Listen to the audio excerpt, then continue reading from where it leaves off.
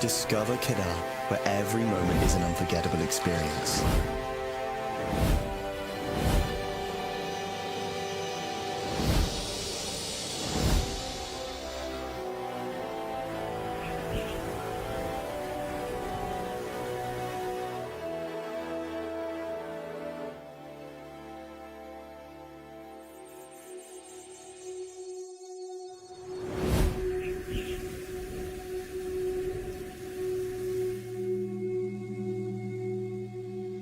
Experience the tranquility of Kedah's breathtaking nature.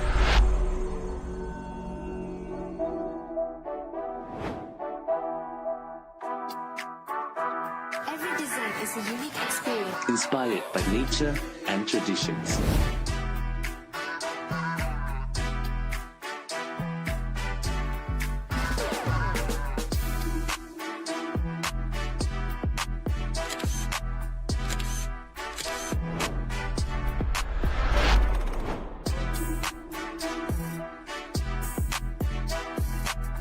The food here is a culinary adventure. It will leave you craving for more.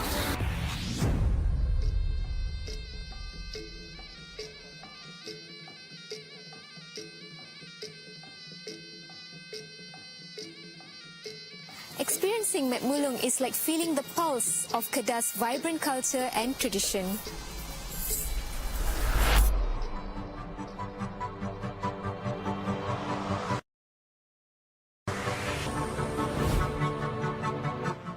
Experience the ancient history of Kedah. where every visit is an adventure through time. Let Kedah captivate you with unforgettable experiences.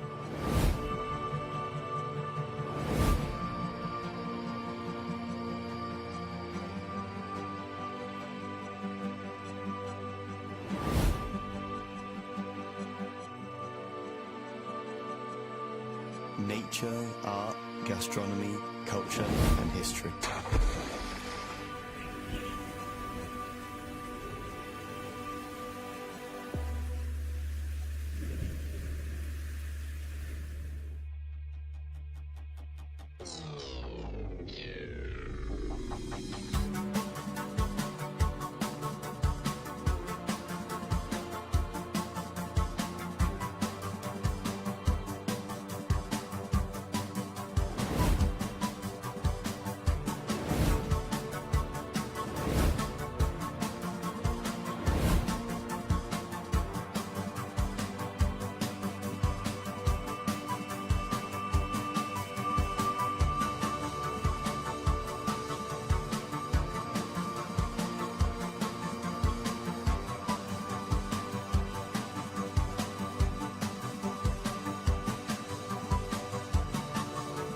Your remarkable adventure starts here.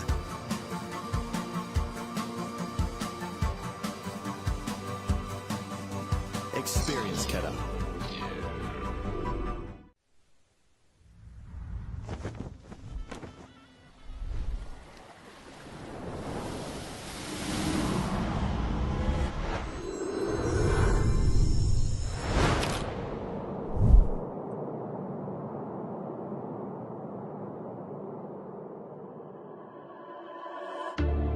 Kita melangkah di Kedah, penuh senyuman di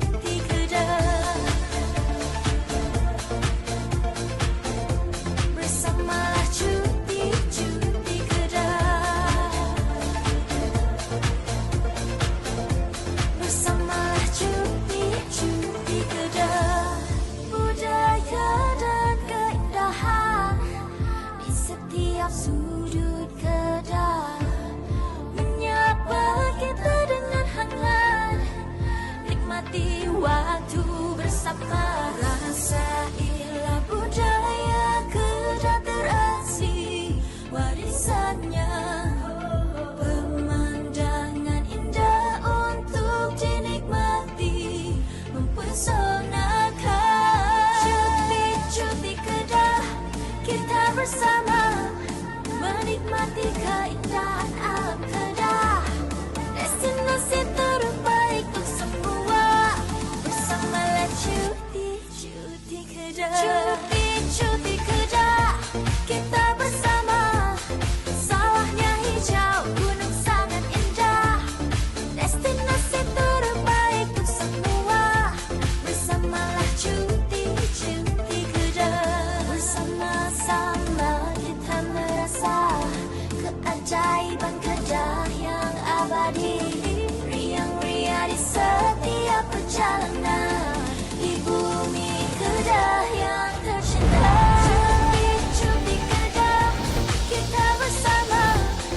Menikmati keindahan alam Kedah, destinasi terbaik untuk semua. Bersamalah cuti Kedah. Cuti Kedah, kita bersama. Sawahnya hijau, gunung sangat indah. Destinasi terbaik untuk semua. Bersamalah cuti Kedah. Kami tadah seluas-luas tangan untuk sambut seluruh rakyat Malaysia di mana juga anda berada untuk datang ke Kedah tahun 2025. Bersamalah cuti Kedah.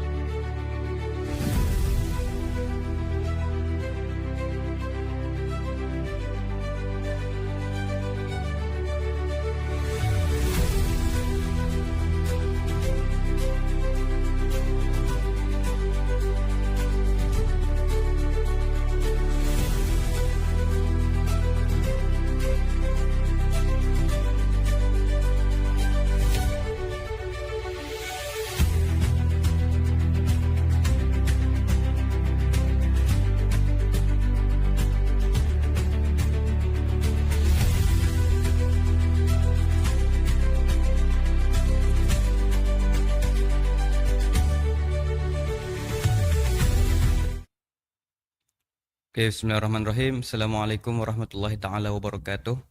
Bersama kita pada hari ini di dalam podcast Suara Kedah yang mana dihadiri oleh Datuk Muhammad Mahazi bin Haji Ibrahim, yang mana baru-baru ini dia telah mendapat satu penghargaan iaitu penganugerahan darjah Datuk Setia Diraja Kedah.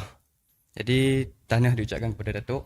Terima kasih. Jadi hari ini kita akan berbincang berkaitan dengan Pelan Pembangunan Kedah 2035, yang mana untuk sedia kita tahu bahawa pelan pembangunan ini adalah dirangka oleh Datuk sendiri, yang mana Datuk lead BPAN pada waktu itu untuk merangka Pelan Pembangunan 2035 ni. Jadi kita boleh terus pada soalan Datuk dah. Okey, soalan dia,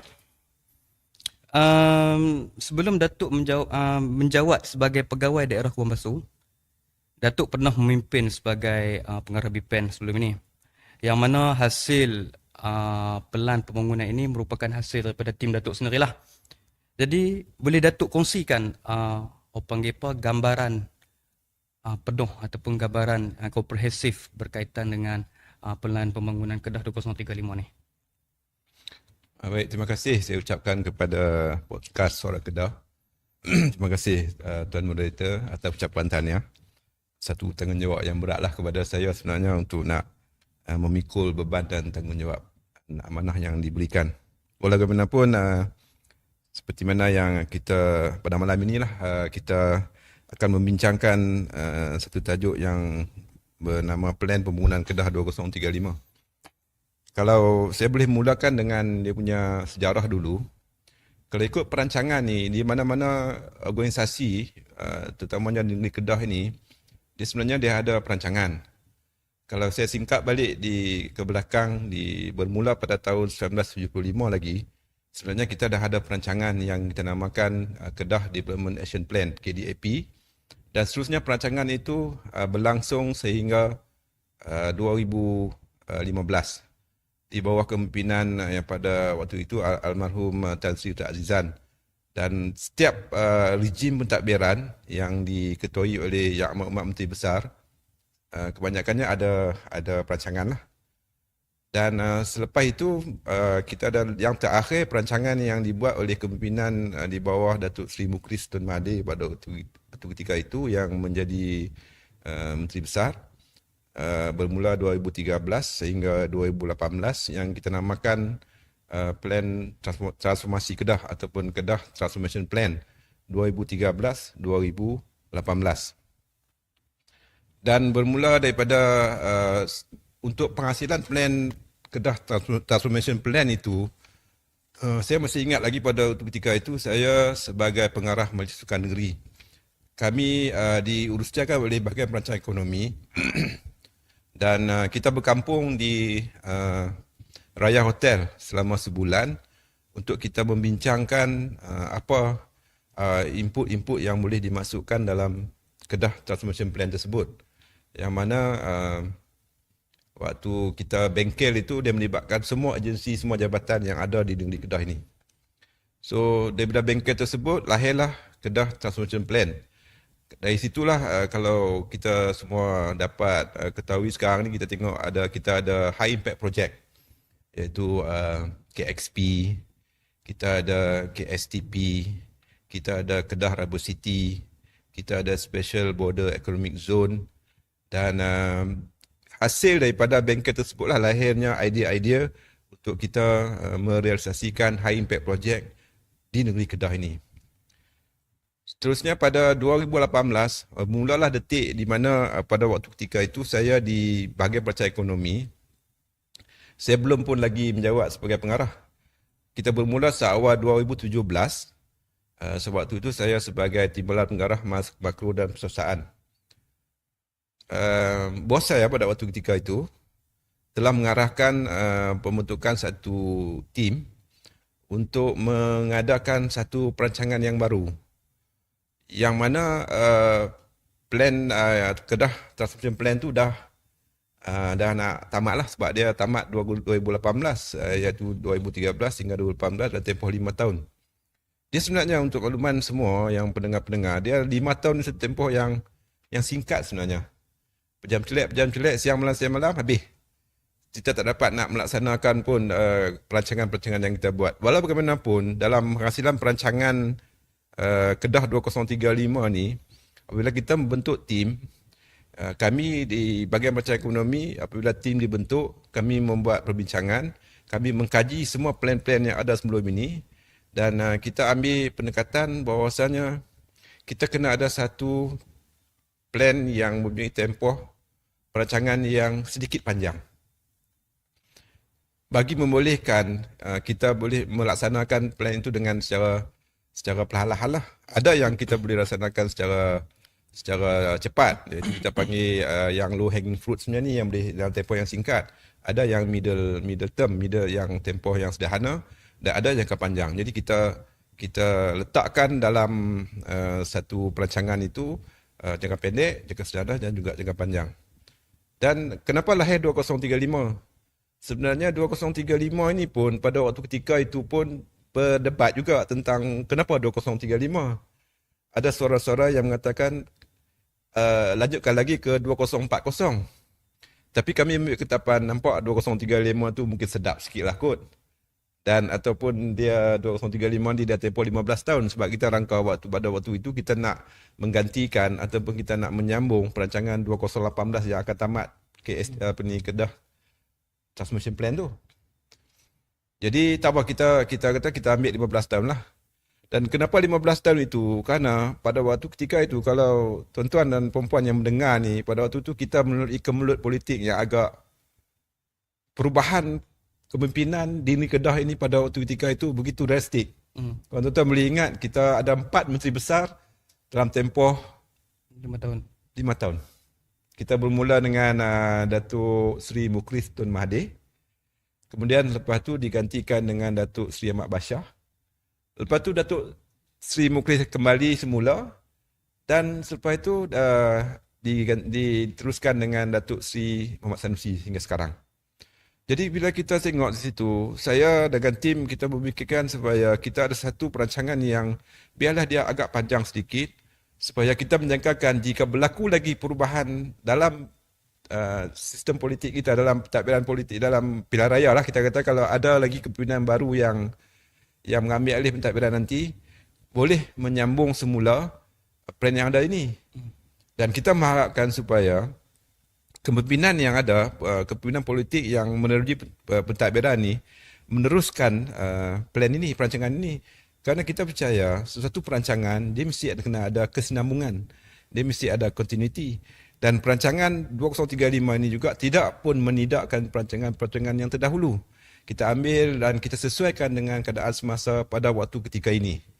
Jadi tugas kami lah bila bertukarnya rejim pemerintahan, kamilah yang turun pergi briefing Datuk Seri Bashar. Datuk Seri Bashar agak singkat, tak sempat nak melaksanakan, tak sempat nak menggambarkan tentang plan ini. Datang pula Menteri Besar yang baru. Kita briefing lagi. Tak sempat, datang pula Menteri Besar yang baru. Tetapi syukur Alhamdulillah apabila Datuk Seri Muhammad Sanusi Mak Noor mengambil alih pentadbiran pada 2020, kita membuat memberi briefing kepada beliau tentang hala tuju pembangunan negeri Kedah yang baru.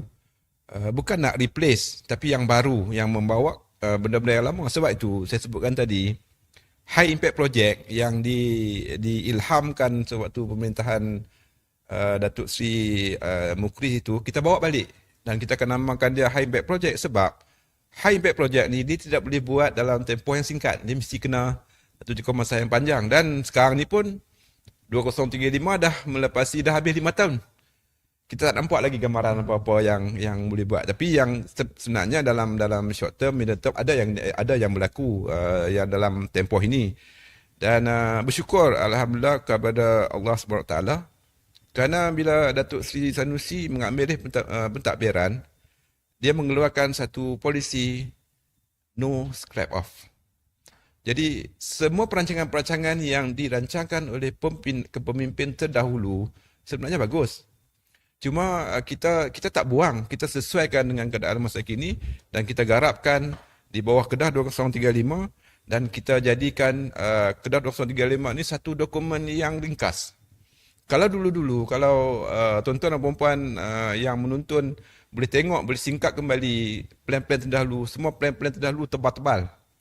Kita bimbang plan yang tebal itu tidak boleh dipahami dan juga tak boleh nak membacanya tu, dan kita bimbang plan itu hanya sebagai sekadar pelengkap kepada sebuah plan dan hanya akan ambil gambar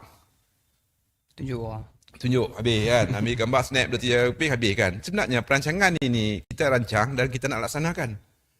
Ini merancang pun susah, melaksanakannya lagi susah. Sebab kita ada cabaran-cabaran, kita ada konstrain-konstrain tertentu dalam semua inisiatif, semua strategi, semua sasaran yang kita nak capai itu.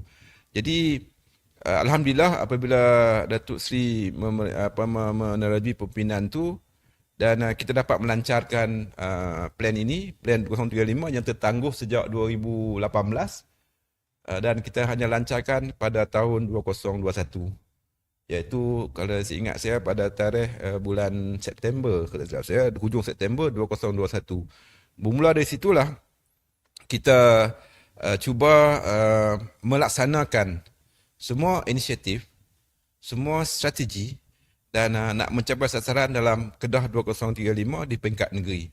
Dia sebenarnya nak mencapai semua sasaran yang ada dalam perancangan 2035 ini, dia memerlukan pelibatan semua pihak. Bukan sekadar pembuat dasar di peringkat negeri, tapi juga adalah pelaksana dasar di peringkat daerah dan seterusnya. Kita nak supaya plan ini bukan sekadar duduk di Wisma Abdul Rahman saja. Bukan duduk di bahagian perancangan ekonomi saja, bukan duduk di peringkat pejabat menteri besar saja. Kita nak plan ini menyeluruh sampai ke peringkat dasar, peringkat bawah. Dan itulah cabarannya. Bagaimana kita nak mengemblengkan semua agensi yang ada. Agensi ni dia ada agensi negeri, dia ada agensi federal, dia ada syarikat kerjaan negeri, dia ada JFC, JLIC, banyak-banyak agensi. Dan bagaimana kita nak mengembelingkan, menyatukan semua organisasi ini yang tentunya mesti ada perancangan dia juga. Sebab bisnes tak sama, sebab dia hala tuju tak sama. Tapi bagaimana kita nak samakan ke semua agensi-agensi, ke semua entiti-entiti ini untuk duduk bersama untuk kita merealisasikan Kedah 2035 ni yang ada 6 teras. Teras yang pertama, kemakmuran ekonomi. Teras yang kedua, kecemerlangan infra dan utiliti. Teras yang ketiga, keterangkuman sosio dan budaya. Teras yang keempat, penggunaan modal insan dan bakat.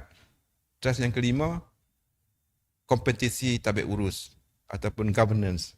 Dan teras yang keenam, Alam sekitar. kemampuan alam sekitar. Dah apa ni sebelum ni kan. Jadi kita macam mana kita nak merealisasikan, kita nak mencapai ke semua 6 teras itu yang ada dalam Kedah 2035 ni. Kita ada 30 inisiatif, kita ada 25 strategi dan kita ada 24 sasaran yang kita nak capai. Saya tak boleh bagi semua yang ada sebab tuan-tuan boleh Google lah. Boleh Google dalam Google type Kedah 2035 akan ada semua dalam tu, boleh tengok. Tapi dan saya nak ingatkan isunya sekarang ni, netizen, masyarakat sekarang ni, kita tengok, saya bimbang dengan masyarakat sekarang ni. Kadang-kadang dia suka konten tu, dia cabar konten itu. Sebenarnya tak perlu cabar konten tu. Konten tu kita buat sebab kita pun merancang.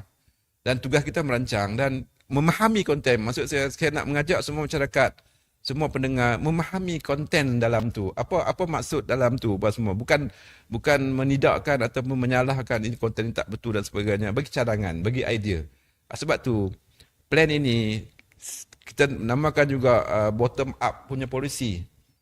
Rather than top down, kita nak bottom up. Supaya di bawah ni, masyarakat di bawah ni boleh memberi pandangan, boleh memberi input. Bukan condemn konten dalam setiap perancangan itu. Bukan 2035 sajalah, mungkin ada banyak-banyak lagi pun kita tend to condemn. Kita tak memberi input yang ataupun idea-idea yang membina. Baik. Dan plan ni juga, apabila kita kaji plan-plan yang sebelum-sebelum ini, sejak dari 75 sampai sekarang, kita cuba nak bawa plan ni dalam bentuk yang tersendiri. Kita nak bangunkan negeri Kedah ini dengan potensi, dengan kekuatan, kelebihan yang ada di setiap daerah yang ada di negeri Kedah ini. Kita di Kedah ni, kita ada 12 daerah. Dan 12 daerah ni pula, dia berbeza antara satu sama lain. Berbeza dari segi geografi, berbeza dari segi dia punya dialek percakapan pun berbeza. Orang Sik dengan orang Baling mungkin dialek yang sama. Orang Kuala Nerang mungkin berbeza sedikit. Saya di orang Kubang Pasu lagi berbeza. Kami mungkin ada hubungan kait dengan mungkin Siam. Orang Yan berbeza, orang Sungai Petani berbeza, orang Lusak berbeza. Jadi kita nak raikan perbezaan itu, kita nak satukan kelebihan dan kekuatan yang ada di setiap daerah itu untuk dibangunkan secara bersama. Kita tak nak lagi pembangunan kita ini hanya bertumpu di Alostak, hanya bertumpu di Sungai Petani dan hanya bertumpu di kawasan-kawasan pemadaran yang tertentu saja. Kita nak supaya pembangunan ini dia menyeluruh di seluruh negeri Kedah. Dan kita nak bangunkan setiap daerah ini dengan potensi yang dia ada. Dan kita jenamakan setiap daerah ini, kita identitikan setiap daerah ini dengan kekuatan yang kita ada. Kita jenamakan, contoh, sebenarnya ada 12 daerah tu ada dia punya identiti dia. Dan Alostak ni bandar warisan. Kenapa warisan? Kerana bandar Alostak ni memang bandar warisan. Sebab dia terbina lebih lama daripada Washington. Penubuhan Alostak ni lebih lama daripada Washington. 300 tahun lebih. Sebab kita tengok ada Masjid Zahir, ada Balai Besar, ada Balai Nobat. Semua tu adalah sejarah-sejarah yang menunjukkan bahawasanya, monumen sejarah yang bahawasanya tamadun di Alostak ni dah lama. 300 lebih lama daripada Washington. Saya tak pasti berapa tahun dah sekarang ni, tapi masa tu 300 tahun lah. Sekarang ni mungkin dah 300 tahun lebih lah. Tapi dia menunjukkan lama. Jadi kita jadikan dia bandar warisan. So kita tengok jarak pos lama dengan keadaan sungai-sungai dia apa semua. Sungai pada dulu adalah satu kawasan pengangkutan kan, kawasan hubungan jalan raya dulu lah. Jalan raya dulu adalah sungai. So Alostak adalah bandar warisan. Jadi kita nak mengajak masyarakat di Alostak ni ataupun pentadbiran di Alostak ni, terutama di pejabat daerah, untuk membentuk perancangan di peringkat daerah yang sikit sebanyak menjurus kepada warisan. Itu dia punya identiti dia, itu dia punya kelebihan dia, itu dia punya kekuatan yang ada. Tak semestinya yang lain-lain tinggalkan lah, tapi itu sebagai garis panduan, pandu arah kepada pembangunan yang nak dibangunkan di Alor-Setar. Kubang Pasu. Kubang Pasu daerah ilmu dan logistik. Kenapa ilmu dan logistik? Sejarah dah. Ya. Kalau di Kubang Pasu, kita ada UUM, kita ada Politeknik, kita ada IAB, kita ada IPDA, kita ada sekolah-sekolah berasrama, kita ada sekolah integrasi. Kebanyakan pusat-pusat ataupun pusat-pusat pengajian tinggi banyak di Kubang Pasu. Jadi kita namakan dia sebagai daerah ilmu. Dan kita tambah logistik sebab Kubang Pasu bersepadan dengan Thailand. Jadi industri logistik ada situ. So kita namakan daerah ilmu dan logistik. Jadi kita nak supaya pentadbiran di Kubang Pasu membawa hala tuju pembangunan tu yang ada ciri-ciri macam tu lah. Jadi dan disambung lagi ataupun orang kata apa, di blend dengan trust yang lain lah. Contoh lagi Pokok Senar. Pokok Senar daerah SME, Small Medium Enterprise, SME. Sebab kita tengok di Pokok Senar daerah yang kecil, yang kita rasa SME ni bukan sekadar kena faham, bukan sekadar dia buat kilang kecil-kecil dan sebagainya. Pertanian pun boleh diusahakan secara SME. Dan kita lihat Pokok Senar ada potensi tu. Kalau kita tengok Pokok Senar, temikai dia bagus. Dia ada nenah tu bagus, pisang dia bagus. Jadi SME kan semua produk-produk yang ada, bukan sekadar produk-produk di peringkat manufacturing tapi juga di peringkat pertanian. Jadi Datuk, panjang. Belum Datuk lebih lanjut pada ni kan. Saya mungkin ada beberapa soalan yang agak nakal sikit lah kan. Kan tadi Datuk ada sebut sepatutnya pelan pembangunan Kedah 2035 ni dia dibangun akan dilaksanakan pada 2018. Tapi terpaksa dilakukan 2021. Jadi adakah pada waktu tu wujudnya implikasi politik untuk menggagalkan rancangan tu? Ini mungkin jawapan ringkas daripada Datuk lah. Dia panjang tu. Okey, jawapan saya macam ni. Saya tengok saya dalam pentadbiran dah 30 tahun kan. Jadi saya dah duduk dalam pentadbiran Barisan Nasional, saya duduk dalam pentadbiran PAS dan juga pentadbiran PH dan sekarang pentadbiran PN. Jadi dia ada perbezaan dari segi politik ni, dan setiap politician yang masuk ni dia menangi pilihan raya. Sistem kita menang pilihan raya bentuk kerajaan negeri, lantik kerajaan lah, bentuk kerajaan. Dia tengok dia ada tendensi untuk nak bina satu plan yang tersendiri yang menjurus kepada politik punya sikit sebanyak politik lah. That's why kita letak 2035, kita panjangkan dalam tempoh 3. Supaya kesan politik tu dapat dikurangkan. Ya, dapat diminimumkan. Dan kita nak supaya siapa pun yang main memerintah, yang menangi pilihan raya, siapa pun, tak kira parti politik, dia akan bertanding, dia akan menang pilihan raya. Kita tak tahu kan, rakyat akan memilih. So dia datang, bentuk kerajaan, datang ke Wisma Nurul Rahman, okay, this is the plan. So continue je lah. So dia tak mahu ada tendensi sebelum ni, bila tukar kerajaan, dia tukar habis. Dia tukar habis. Sebab tu Datuk CMB kata tidak ada budaya scrap off. Jadi inilah kita nak membendung scrap off. Yang buang habis yang dulu dan bina yang baru. Jadi kita duk buang bina sampai bila kita nak. Maksudnya idea pembangunan ni bukan baru lah. Maksudnya dah berdulu lagi kan? Dia tak baru. Dia cuma kita bentuk seringkas yang mungkin lah. Sebab dulu kita tengok, saya betulkan saya kalau saya silap lah kan. Saya nanti boleh komen lah kan. Dulu kita nampak, macam saya kata tadi lah, kita buat plan ni kita shock atas kita saja. Kita pun kadang-kadang tak faham pun. Kita buat hanya kadang memenuhi, kita kena buat plan. Dia tak naik kat atas. Dia tak ada top down, bottom up. Jadi this plan ni kalau boleh tengok kan, dia nipis je. Dia hanya ada 40 muka surat. Termasuk iklan semua 40 muka surat. Dia nipis. Dan kita panggil mapping. Kita mapkan apa yang kerajaan negeri nak ada. Sebab kami berpandangan dalam sesuatu perancangan, kita rancang dan dia nak sampai satu ke arah satu matlamat, sasaran ataupun capaian tu, dia boleh dengan pelbagai cara. Contoh saya boleh bagilah kan, kat tuan moderator ni, kalau kita daripada Kubang Pasu nak main Alor Sedak, saya rasa kita boleh main dengan 5-6 jalan. Betul.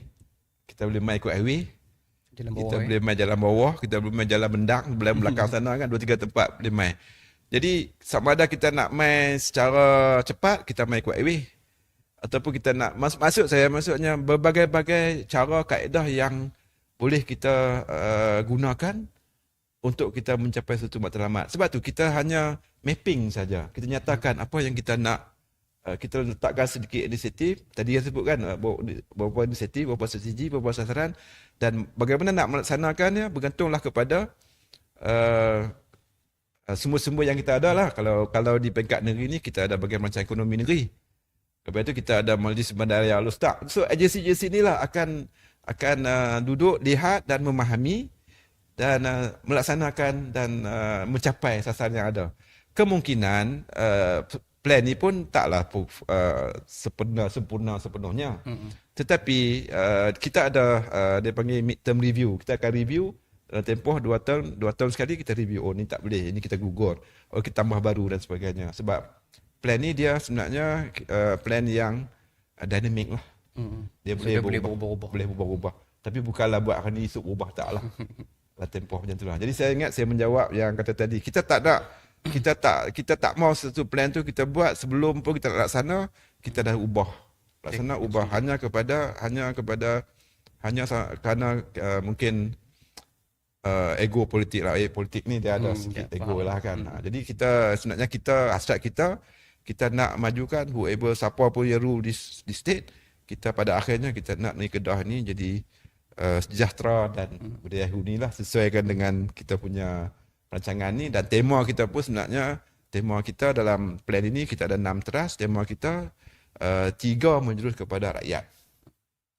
1 dan 6 saja, 1 ekonomi, 6 alam sekitar, dan 3 yang lagi, yang teras yang kedua, 3 dan 4 adalah menjurus kepada rakyat. Ini saya mungkin uraikan lagi dalam podcast seterusnya lah. Boleh juga. Tak lagi lah. Jadi soalan yang kedua lagi. Yang tadi yang jawab tadi. Yang mana?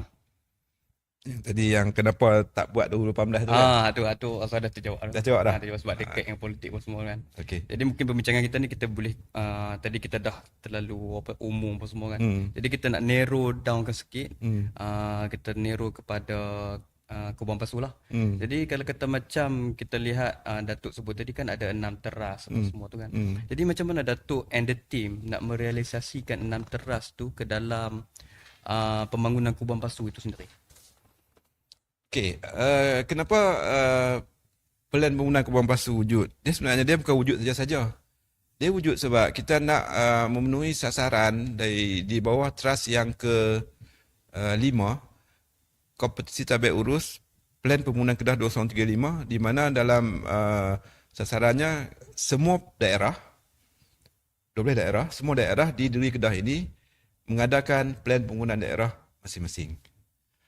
Mengadakan plan pembangunan daerah yang selari dengan plan pembangunan Kedah 2035. Selari maksudnya kita di Kubang Pasu, kita buat perancangan pembangunan tu selari, maksudnya kita memakai teras yang sama juga.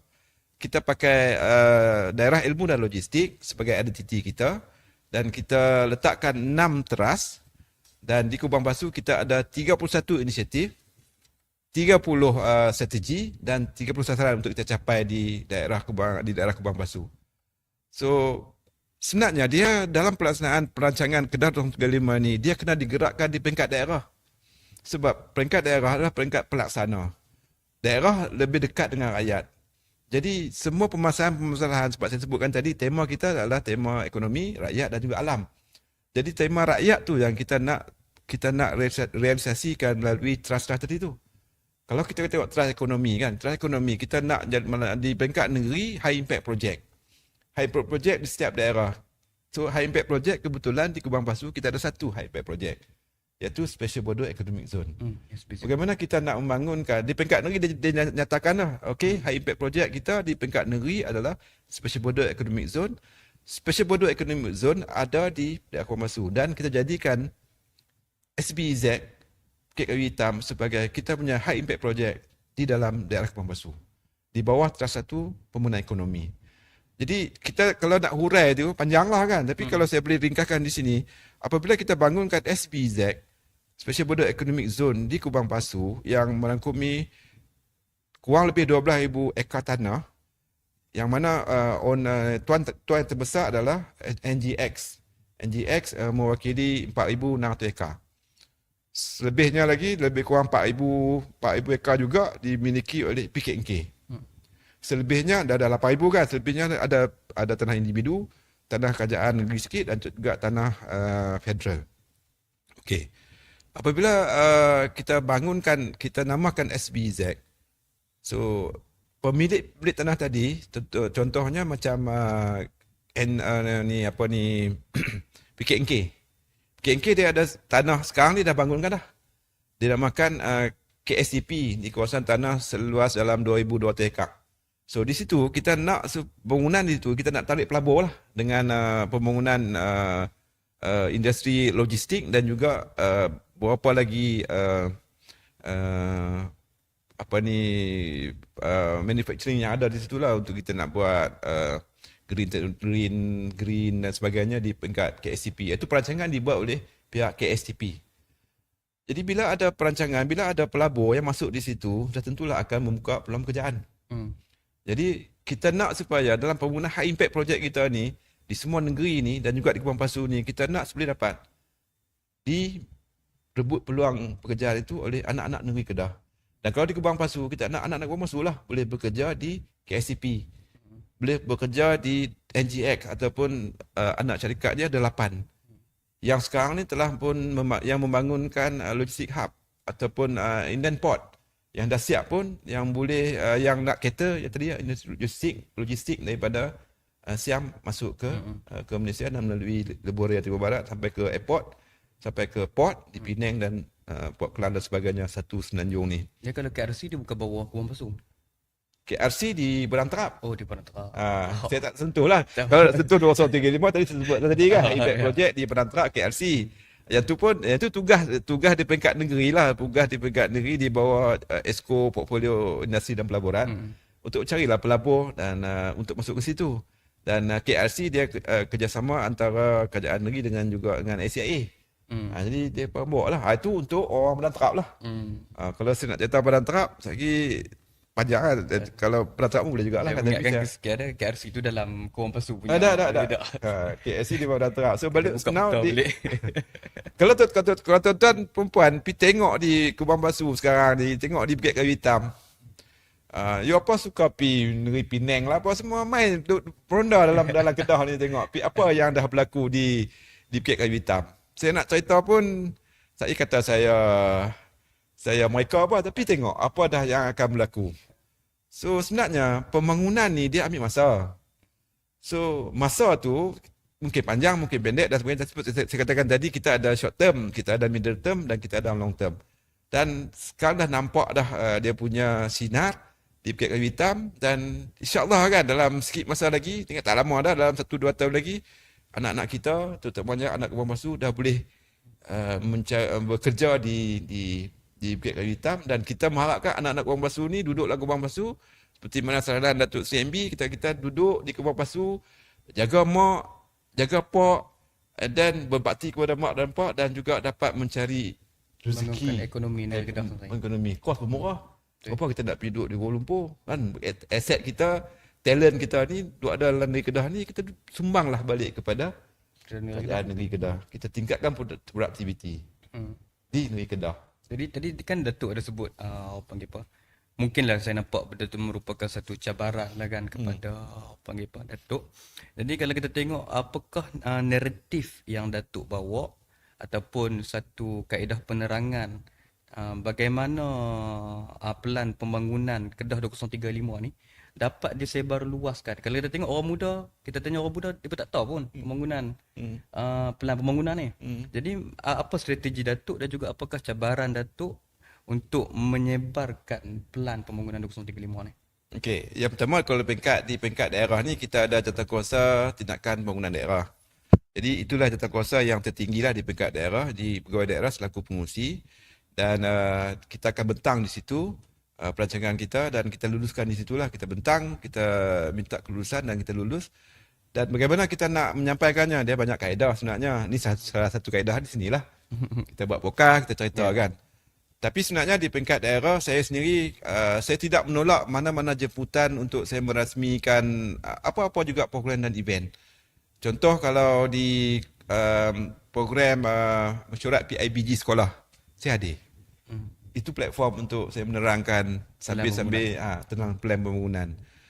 Kalau di peringkat kampung, saya masuk kampung, saya bercerita dengan orang kampung, saya cakap pasal plan. Dengan bahasa yang bahasa yang layman, bahasa yang mudah. Dia tak boleh cerita skala trust, strategi apa semua, dia orang tak faham. Jadi kalau balik berjulus ke Kubang Pasu, dan saya juga menceritakan saya juga sebagai ahli majlis, saya juga menceritakan, memberi penerangan yang seringkas yang mungkin untuk pemahaman di peringkat majlis tentang plan Kubang Pasu 2035 di peringkat majlis.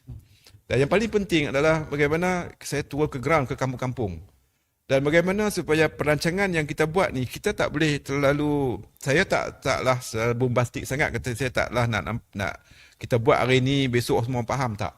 Sebenarnya dia cabaran kita adalah bagaimana nak memahamkan kita dulu. Di peringkat saya dulu, di peringkat daerah, bagaimana pegawai-pegawai nak memaham, kemudian di peringkat kaki tangan, kemudian di peringkat kepimpinan masyarakat, MKK, JKK, imam dan seterusnya sampailah ke peringkat bawah, ke kampung-kampung, ke orang ramai. Jadi platform yang ada adalah mesyuarat di peringkat daerah, kemudian program-program di peringkat kampung, kemudian di peringkat sekolah, kita pergi ke sekolah.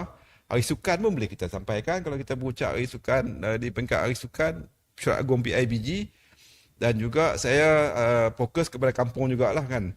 Kalau saya boleh bagi contoh yang klasik ni Kubang Pasu ni, Kampung Matang Kenanga lah. Saya turun ke situ, saya memberi penerangan tentang perancangan kita, plan perancangan kita yang ada di Kubang Pasu. Dan saya minta Kampung Matang Kenanga juga mengadakan plan pembangunan kampung. Maksud dia lagi kecil. Lagi zoom. Tapi trust yang sama. Trust dia pembangunan ekonomi, trust 1, trust 2, trust 3, trust 4, trust 5, trust 6 tu ada di plan pembangunan kampung. Jadi mereka fikir lah. Maksud semua boleh pakai tu. Dia mungkin berbeza lah. Tapi trust tu sama. Sebab dia pun kena bincang bab ekonomi juga. Mungkin saya membayangkan katalah esok Matang Kenanga, contoh Matang Kenanga, dia kata kami high impact project kami. Di bawah trust 1 pun kami high impact project kami. Ada pasal malam. Alam. Mungkin ada lah. Itulah catchy di peringkat mereka lah kan. Lepas tu pembangunan insan mereka apa? Infrastruktur dan utility mereka nak apa? So maksudnya zoom lagi kecil. Dan dapatlah seperti saya katakan tadi, bottom up punya perancangan tu. Sebab perancangan dia punya plan ini, dia dynamic. Dia bukan stick duduk keras kat situ tak. Dia akan berubah-ubah. Dia akan berubah. Tapi bila esok kerajaan baru masuk, contohlah kan PIU 16, kita akan buat pilihan raya, kerajaan baru masuk, janganlah musnahkan plan ni. Teruskan. Betul. Teruskan dan kita laksanakan. Sebab kita nak supaya masyarakat, kalau you nak cerita kepada masyarakat, mungkin susah lah. Saya ingat sukar lah. Tapi dia sukar pun, dia kena ambil, itu cabaran. Dia kena cerita berulang-ulang supaya mereka dapat faham. Dan pelaksanaan saya di peringkat daerah ni, saya lebih kepada straightforward lah. Contoh, saya beri contoh tadi Matang Kenanga. Kampung Matang Kenanga, dia orang sekarang ni dah ada program trash to cash. Trash to cash tu maksudnya sampah kepada duit. Dengan kerjasama SW Corp dan juga E-Idaman. Dia diletak di bawah trust yang ke-6. Kemampuan alam sekitar. Sebab di kampung-kampung, untuk makluman tuan moderator, di kampung-kampung ni dia bukan ada aspek pelumusan sampah secara yang betul lah. Orang kampung ni main buang atau apa semua kan. Dan kita nak pastikan supaya sampah-sampah orang kampung ni dia dibuang dilupuskan dengan sempurna lah. Jadi kita, dan dalam masa yang sama kita nak dia orang jadikan sampah tu sebagai duit. Sebagai punca pendapatan. Dan kita dah buat di Kampung Matang Kenanga. Dan kita kena mulalah, saya kena mulalah satu kampung di Kampung Matang Kenanga. Untuk makluman moderator, semua yang ada di sini. Kami di Kubang Pasu, kami ada 431 buah kampung. 431 buah. 431 buah kampung. Bagaimana rencamnya, bagaimana cabaran yang kita nak buat tu kan. Dan kampung-kampung ni pun berbeza-beza juga. Tadi saya katakan tadi daerah berbeza. Dia sebenarnya sebelum sampai daerah tu dia ada mukim. Mukim pun berbeza juga. Kampung Bukit boleh cakap Siam. Belah-belah Jerlun sana dia pun tak boleh cakap Siam. Belah Bukit Kayu Hitam banyak boleh cakap Siam. Jadi saya bolehlah communicate juga sikit-sikit dengan Siam ni. Jadi tak sama. Walaupun duduk dalam daerah Kepulauan Pasu, culture pun berbeza. Perangai pun tak sama. Perangai pun berbeza. Bagaimana kita, itu cabaran kita dan bagaimana kita nak memahamkan semua orang yang berbeza-beza ni untuk menjadi disatukan menjadi pahaman yang sama. Itu cabaran lah. Cabaran tu kita kena tangkis lah kan. Kena hadap lah. Okey, itu dari segi perusahaan sampah dan insyaAllah next program Trash to Cash ni kita akan bawa ke mungkin Jeram. Mungkin Kampung Pulau Timur, Kampung Pulau Pisang dan kampung satu lagi saya ingat. Kita akan bawa di situ. Kita nak supaya orang kampung ni jangan buang sampah merata-rata. Jangan buang sampah dalam sungai. Jangan buang sampah dalam parit lah. Sebab orang kampung ni, mereka bukan ada, kita tak cah buat-buat mereka kan. Kalau orang taman, kita bayar cukai pintu kan. Dia kena bayar. Jadi kita bayar dan kita dapat perkhidmatan. Lepas tu kena ni denda semua kan. Maksudnya kita dapat perkhidmatan kutip sampah lah. Kita buang. Tapi sebab tu kita gagal. Sebenarnya negeri kita gagal dalam program kita semula.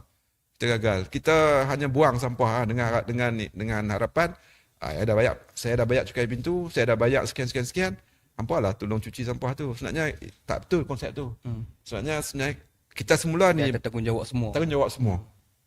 Betul saya nak mengajak orang kampung di bawah trust yang ke-6 kemudian alam sekitar untuk jadikan sampah tu sebagai duit. Dia kena kerjasama dengan SW Corp dan Idaman dan penduduk di kampung tu sendiri. Maksudnya orang kampung pun dia akan faham lah kalau kata dulu kan kita selalu mempromosikan sampah kena kutip apa semua. Tapi bila orang nampak duit tu, jadi benda tu jadi menarik perhatian orang kampung lah untuk buat benda macam tu kan. Tapi disiplin yang paling penting lah. Sebab dia nak kena asingkan botol, plastik dan sebagainya. Saya cukup pantang di Kepulauan Pasu ni, saya pantang sampah terutamanya plastik lah. Dan saya ada program yang khusus lah saya buat di Kepulauan Pasu ni di bawah trust yang ke-6 jugalah kan. Sebab pada saya lah kan, dalam mana-mana pembangunan untuk kita nak maju, kita kena bermula dengan kebersihan. Kalau kita kotor, kita ni semua buatlah inisiatif macam mana sekalipun, kita takkan boleh maju. Sebab kelaman berkelana ke negara-negara luar, ke New Zealand, ke Australia, ke Europe, ke Jepun, ke China. Jepun lah, kadang-kadang Jepun kita tengok bersih. Masyarakat dia memang pembersih. Sampai tempat orang lain pun jadi bersih sebab dia bawah. Ya. Dia tengok dalam stadium kan, lepas tengok bola dalam stadium, lepas kutip sampah. Kita tak ada. Sebab kita mentaliti kita, kita ingat sampah kita buang ada orang kutip. Sebenarnya sampah tu tak perlu kita simpan, maksudnya kita akan jadikan dia duit. Dan itu adalah agenda utama di Kepulauan Pasu lah. Dan saya masukkan juga di bawah trust yang ke-3, Keterakaman Sosial dan Budaya, saya kaitkan dengan program alam sekitar. Contoh orang susah, orang yang memerlukan bantuan, orang miskin. Yang contoh yang klasik saya nak bagi di sini, perbaikan rumah. Contoh tuan nak perbaik rumah. Ada orang kampung lah nak perbaik rumah. Orang susah. Rumah dia rosak dan sebagainya. Sebabnya kita ada peruntukan. Kita ada bajet di bawah di bahagian pembangunan, kita di bawah P04, kita ada sedikit bajet untuk bantu orang susah. Di bawah trust yang ke-3, trust yang ke-3, Keterakaman Sosial dan Budaya, bagaimana kita, sebab kita pun kita nak basmi miskin tegah. Kita dalam sasaran kita di dalam plan 2035, Kedah 2035, kita nak basmikan, kita tak ada lah sampai 2035 ni, kita tak ada lagi dah orang miskin tegah ni. Kita nak hapuskan. Jadi, mereka ni susah kan? Mereka susah dan mereka memerlukan bantuan. Macam-macam lah, rumah mereka sengit, mereka nak baik rumah mereka nak bumbung rumah mereka dan sebagainya. Tapi saya bagi syarat. Saya boleh bagi bantuan, saya bagi syarat. Sebab untuk makluman tuan, makluman semua, kita dalam pembangunan ni, baik negara, baik negeri, baik mana-mana pun, baik keluarga sekalipun, sumber kita terhad. Betul.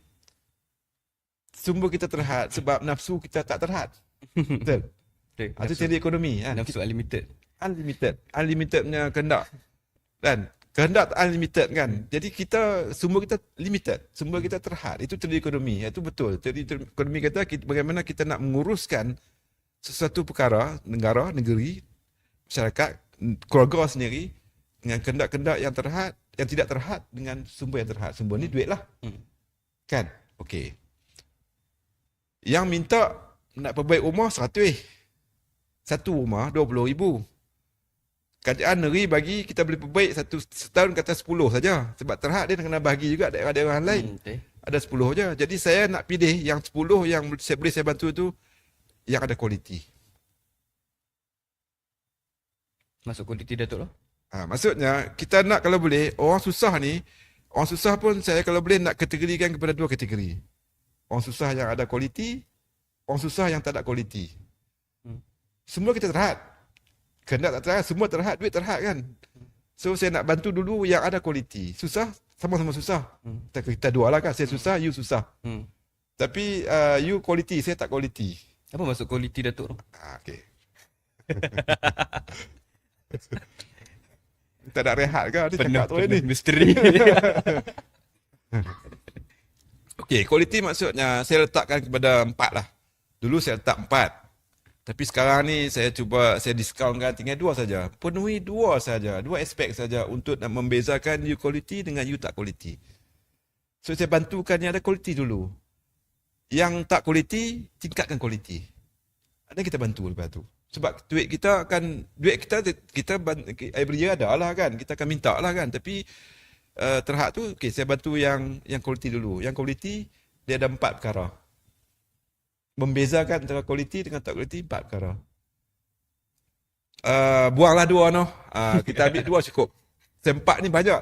Nak penuhi 4 ni pun sebenarnya sukar. Kita ambil 2 saja. Kalau nak tahu 4 lagi, datang ke Kubang Basu. Saya tak mau sebut di sinilah kan. Sini dah sensitif. 2 cukup. Yang pertama, yang kualiti dia rumah dia bersih. Luar dan dalam. Bersih lah. Saya akan bantu orang susah yang kita pergi tengok tu bersih lah. Bersih ni dia universal. Bersih ni dia umum. Bersih ni maksudnya rumput di luar terpotong. Sampah sarap tak ada kan. Plastik, sok abak, buat semua. Pampers. Kadang-kadang untuk makluman kan. Kita pergi nak tengok di rumah tu, kita nak bantu tu. Pampers pun berselerak kat depan tu. Botol pun berselerak.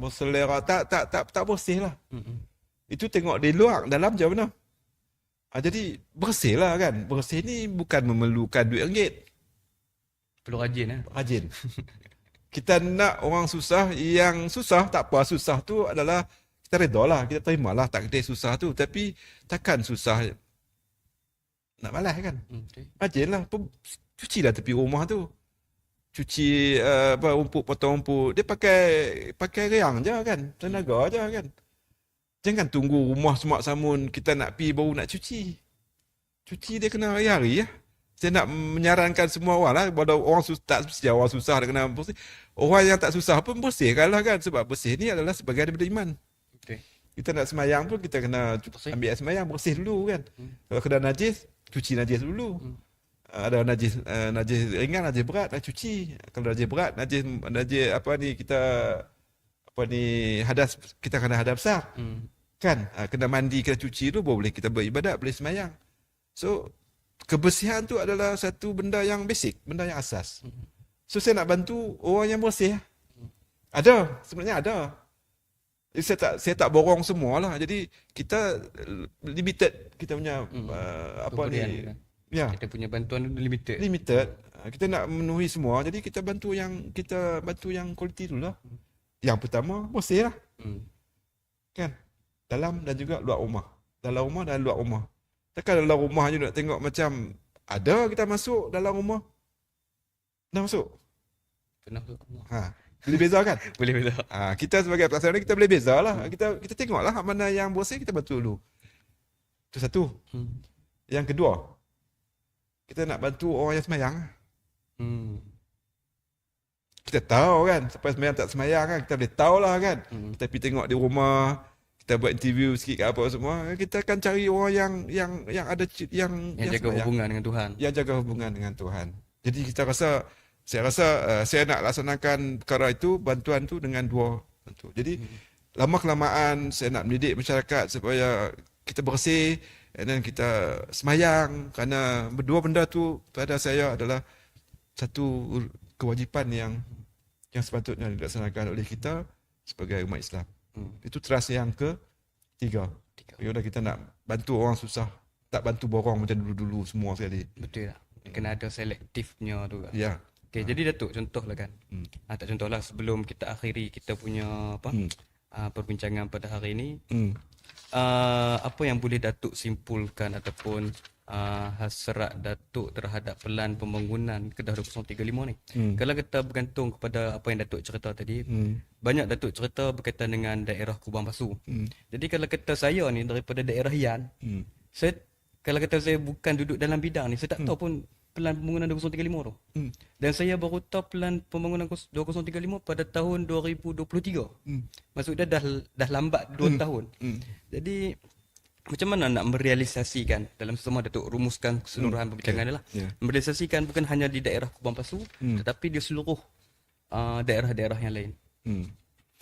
Saya nak menyarankanlah semua daerah-daerah, terutamanya pegawai daerah lah, penuhilah trust yang kelima, kompetisi cabai urus untuk setiap daerah mengadakan plan penggunaan daerah masing-masing yang ada 6 trust, dan buat dan gemblengkan semua agensi, semua jabatan yang ada dalam daerah, dan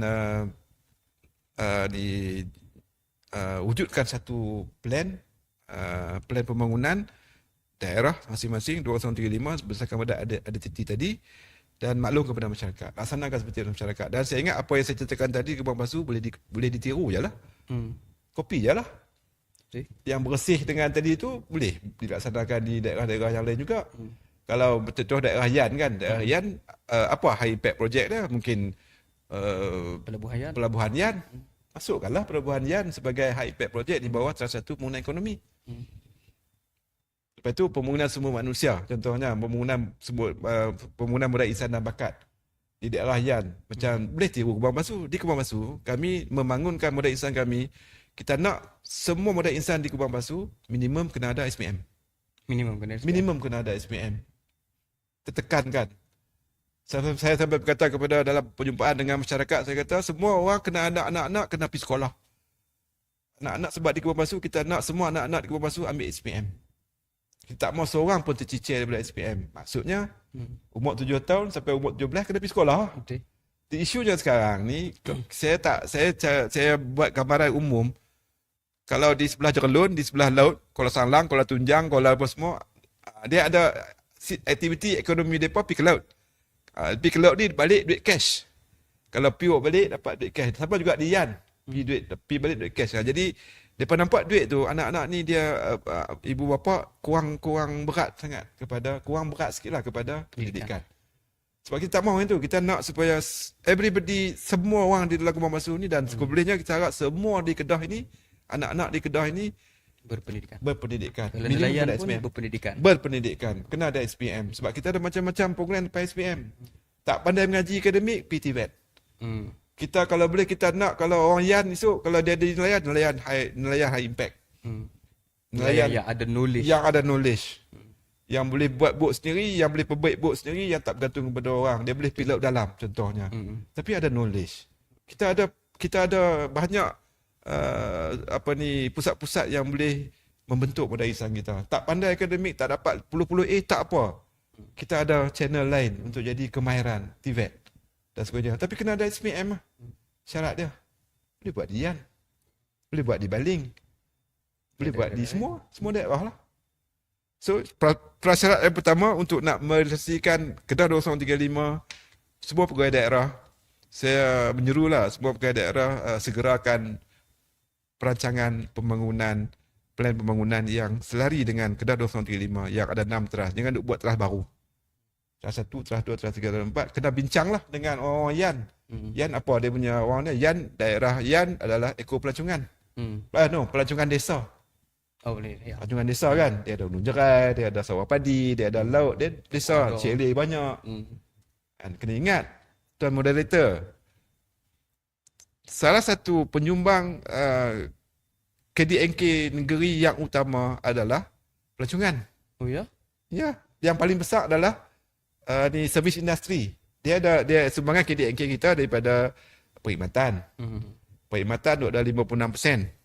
Lepas tu manufacturing 30% macam tu. Lepas tu pertanian adalah persen-persen dia. Yang tiga ni yang utama. Perkhidmatan, manufacturing, pembuatan dengan pertanian. Lain adalah kori, lombong dan sebagainya. Yang banyak tiga ni lah. Yang utama adalah perkhidmatan. Salah satu dia perkhidmatan tu dari dia borong dan runcit. Bisnes ni lah. Bisnes hotel semua adalah pelancongan. Dia termasuk dalam tu sekali. Termasuk dalam tu pelancongan. Dan tahun ni pula tahun Kedah 2025. So pelancongan ni sebenarnya walaupun dia tak memberi hasil kepada negeri secara direct, tapi bila pelancongan ni maju, contoh Yan daerah yang pelancongan desa banyak air terjun, banyak tempat-tempat OOTD yang menarik, yang cantik dan sebagainya. Ya. Bawa orang mai, sebenarnya semua benda tu adalah aset kita. Bagaimana cara kita nak memasarkan? Bagaimana cara kita nak memperkenalkan? Banyak medium sekarang ni, Facebook, TikTok. Banyak. Terlalu banyak. Ada influencer. Jadi influencer sendiri pun boleh kan. Boleh buat sendiri. Semua boleh buat selfie ke apa. Ada background yang cantik-cantik. Laut ada. Laut ada. Gunung ada. Sawah padi ada. Orang pun segak-segak. Orang pun baik-baik. Kan. Musim buah. Cara musim buah. Kan. Itu adalah satu penarik kepada orang luar untuk main sini. Mereka main di sini pakai belanja. Untung siapa? Untung benda peniaga. Dengan peniaga, homestay, orang peniaga, main duduk semalam, tak puas duduk malam, income lagi kepada apa. Itulah hasil ekonomi. Walaupun tak direct kepada negeri. Tetapi indirect dia, bila mereka ada income, masyarakat ada income, semua orang ada income, semua orang senang, negeri tak payah keluar duit nak pergi baik rumah sana sini dan sebagainya. Negeri boleh guna duit tu untuk buat benda lain. Betul. Jadi dalam membicarakan istilah ekonomi ni, dia luas sebenarnya. Nak memahamkan masyarakat, saya rasa kena ambil masa. Dia dalam jangka yang panjang. Jadi saya tambah sikit lagi kan, sebenarnya cabaran kan. Saya tengok ada soalan cabaran ni sebenarnya. Yang pertama, saya nak menyeru masyarakat kita dan semua lapisan masyarakat lah. Baik pegawai tinggi, tertinggi dari segi politik, dari segi pentadbiran kerajaan, semualah untuk kita ubah mindset kita lah. Sebabnya negeri kita ni negeri yang bertuah. Negeri Kedah ni negeri yang ada semua kan. Kita dipeleceh lama dah. Kita kata geng bendang main dah. Sedangkan sebenarnya kita buat bendang ni, dia bentuk nenek kita dulu, kita bagi makan kepada orang. Negeri kita ni negeri yang bertuah. Negeri kita negeri yang berjasa. Kita untuk nenek kita dulu tak ada fikir pun kata kita buat ni untuk kita bagi orang makan. Tak pun. Dia buat ada saya kata ini anugerah Allah Ta'ala. Dia bagi bendang kepada kita. Buatlah macam mana pun sebenarnya bendang adalah identiti kita. Itulah kekuatan kita. Dan sekarang ni pula dengan bendang tu kita menghasilkan beras. Dan dengan beras tu kita bagi orang makan dan menjadi pendapatan kepada petani-petani. Dan dalam masa yang sama bendang tu adalah sumber sektor pelancongan yang tempat lain mana ada. Okay. Bila kan? Mana ada highway yang tengok bendang senar mata memandang. Tak ada belah Kedah. Tak ada, belah Kedah saja. Itu adalah aset kita. Tapi biasalah bila kita duduk dengan bendang tu dah puluh tahun, kita mangli je lah. Kita kan? dah besar lah benda tu kan. Biasalah kan. Kita duduk dengan isteri kita cantik, sangka ada isteri kita tu, tapi duduk cantik tu pasal kita duduk lama dengan dia. Sama juga dengan negeri kita ni, kita semua benda dah ada. Kita ada bukit, kita ada tasik, kita ada bendang, kita ada manusia-manusia. Orang Kedah ni, pada saya lah kan, dicakap di mana-mana, orang Kedah ni adalah satu orang yang cukup baik, cukup peramah. Kenal sat je terus ajak main rumah. Kalau tetamu nak main rumah tu, habak tak nak main rumah, sini telefon dah, tolong sedia. Sebusuk-busuk pun roti Pak Seki. Dia akan jamu. Dia akan jamu juga. Itu keramahan orang Kedah. Tapi kadang-kadang kita tak guna kelebihan tu untuk kita bawa ke orang-orang luar untuk mai ke Kedah dan menikmati suasana di Kedah ni lah kan. Makanan yang murah, tempat-tempat menarik banyak dan sebagainya. Cara kita promote saja. Dan saya rasa Kedah di tahun Kedah 2035 ni dah tepatlah. Kita kena bermula. Dan tagline dia, experience Kedah pun sebenarnya, experience ni sebenarnya kita boleh lanjut sampai bila-bila. Sama juga dengan 2035, Kedah 2035. Sebab maksudnya esok lepas ada kajian baru ke apa ke, continue saja experience Kedah. Sebab datanglah ke Kedah, alamilah apa yang ada di Kedah. Dan yang kedua, kita kena tingkatkan produktiviti lah. Saya tekankan banyak sangat tentang produktiviti. Kalau satu negara itu nak bangun, dia kena produktiviti. Produktiviti kena tinggi. Atau bahasa mudahnya apa semua, jaga lebih banyak daripada tidur. Rajinlah. Kalau rumah pun tak bersih, malas, macam itu tak ada produktiviti lah. Maksudnya banyak lena daripada tidur. Banyak tidur daripada jaga. So bila kita jaga maksudnya kita kerjalah. Kita kerjalah. Tak kira lah dia kerja di mana, di bendang ke, mentong getah ke, kerja sendiri ke, kerja-kerjaan ke apa semua, tingkatkan produktiviti. Sebab saya yakin, saya percaya dengan produktiviti saja sebuah negeri akan meningkat maju. You buatlah plan macam mana pun, kalau masyarakat rakyat dia malas, tak akan ada peningkatan. Tu. Saya rasa saya nak rumuskan macam tu lah kan. Dan saya minta saya ucap terima kasih kepada podcast Kedah ni dan memberi peluang kepada saya untuk menyampaikan sedikitlah pemahaman saya tentang Kedah 2035, dan saya mengharapkan semua yang mendengar boleh memahami dan sikit sebanyak boleh memahami dan sama-samalah sebenarnya nak menggerakkan satu agenda perubahan itu, dia kena melibatkan semua pihak daripada atas sampai ke bawah. Okey, terima kasih banyak Datuk berkaitan dengan perkongsian tadi. Jadi saya rumuskan sedikit lah. Kalau kita melihat kepada pelan pembangunan Kedah 2035 ni, sebenarnya ini merupakan satu pelan yang sepatutnya dalam sebuah negara ada. Kalau kita tengok di Arab Saudi, dia ada ru'yah. Kan, macam mana dengan ru'yah tu dia boleh membina train dan juga macam-macam lagi lah. Jadi dengan adanya pelan pembangunan Kedah 2035 ni, saya rasa memang pelan ini merupakan pelan yang jangka masa yang panjang dan juga boleh dikatakan agak holistik dan juga komprehensif. Dan kalau ikutkan, saya tak tahu pun 2035 ni. Dan kalau kata saya main ni pun, saya study jugalah berkaitan dengan buku yang kecil tu. Dan saya study sikit-sikit berkaitan dengan 2035 dan baru saya nampak apa yang ada di Kedah ni, apa yang perancangan jangka masa panjang di Kedah. Jadi kalau kata kita nak harapkan kepada setengah daerah, mungkin ada yang tak menyebar benda tu secara elok apa semua. Jadi dengan cerita Datuk tadi, saya harap benda ni sampai kepada banyak orang, rakyat Kedah khususnya, untuk memahami pelan pembangunan Kedah 2035 ni. Dan ini adalah sebenarnya satu langkah yang membangunkan rakyat Kedah tu sendiri. Dia bukan negeri-negeri lain lah. Jadi terima kasih kepada Datuk kerana sudi hadir dalam podcast Suara Kedah pada hari ini. Jadi setakat itu sahaja. Wallahualam. Assalamualaikum warahmatullahi wabarakatuh. Waalaikumsalam warahmatullahi wabarakatuh.